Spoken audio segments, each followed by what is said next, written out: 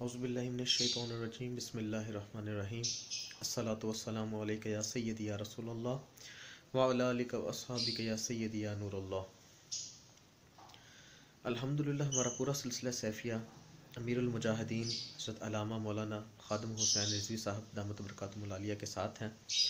और आजकल बहुत ज़्यादा रात को भी मैं मीडिया पे देख रहा था, और वो बेगैरत मीडिया जो कि बजाय के धरने वालों का साथ देता, हुकूमत का साथ दे रहा है, और उन लोगों के साथ, उन बेशर्म लोगों के साथ है जो इस धरने की मुखालफत कर रहे हैं, और लोगों को बड़ी तकलीफ़ हो रही है।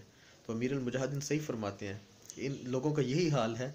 इन लोगों की ये जितनी मजम्मत की जाए वो कम है।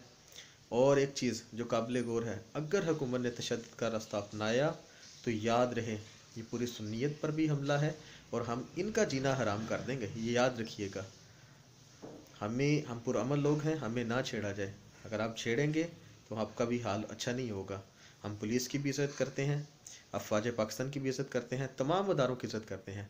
हम अपनी ज़ात के लिए नहीं निकले, खत्म नबूवत के सिलसिले में निकले हैं। तो अगर किसी ने गलत और तशद्दुद का रास्ता अपनाया तो इसका अंजाम के ज़िम्मेदार वो खुद होंगे।